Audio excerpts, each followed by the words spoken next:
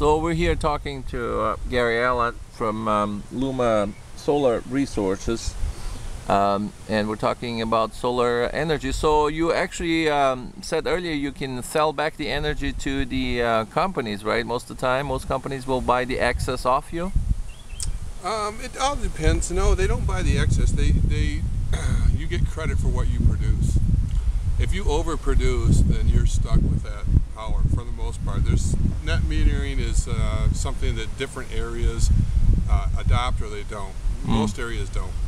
So what you want to do is you want to sneak up on your bill. You want to make maybe 90% of your bill.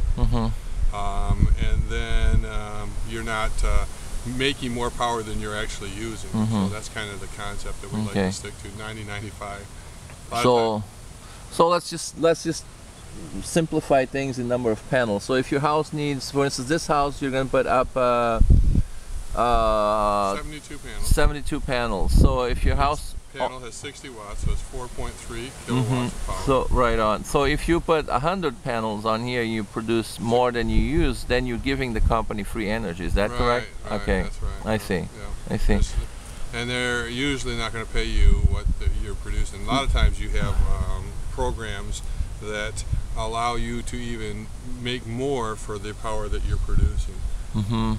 Okay, so they will just give you credit. So when you get credit plus credit in some situations, you know. So if you get to use the power that you make, and then you get credit for it as well. Sure, right, right. So when you use their electricity, you don't theoretically, if the numbers came out right, you wouldn't have to pay for it. That's right. That's right.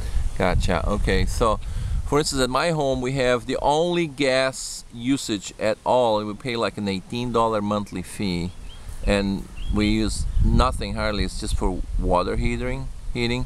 So would it be wise to think in terms of installing an electric water heater perhaps someday? Yes. And yeah, that's what I plan on doing cut the gas out altogether? Yes. Yeah? That would be a good idea. Okay. Yeah. All right. So in my case, I think I want to produce a lot, or design it so I can eventually put some heating strips in the bathroom where it's a little cold and so on. So on the bedroom's a little cold too. So, but you know, floor strips, you know, those wall strip heater electric. So I have to do some serious research and calculations for that. Yeah, way to go. And you get some tax deductible credits from the federal and state government here in Iowa in this case. I know you do. Yes, you do. Everybody gets a federal 30%, and that's quite a bit. 30% off your taxes for the whole project, not just the solar. But if you're actually getting credit for the roofing too, because the solar is the roofing. You know, the $26,000 or $23,000 that the homeowner paid will be 30% of that he'll get off on his Great. taxes. Can you spread it out? Do you know? I mean, you're not a tax man, but yeah. No, I think you can.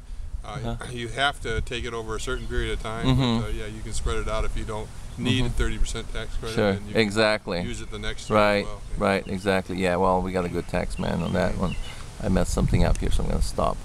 Actually, doing a really odd color here. The grass is all purple, so I messed up the type of. Oops. Stop.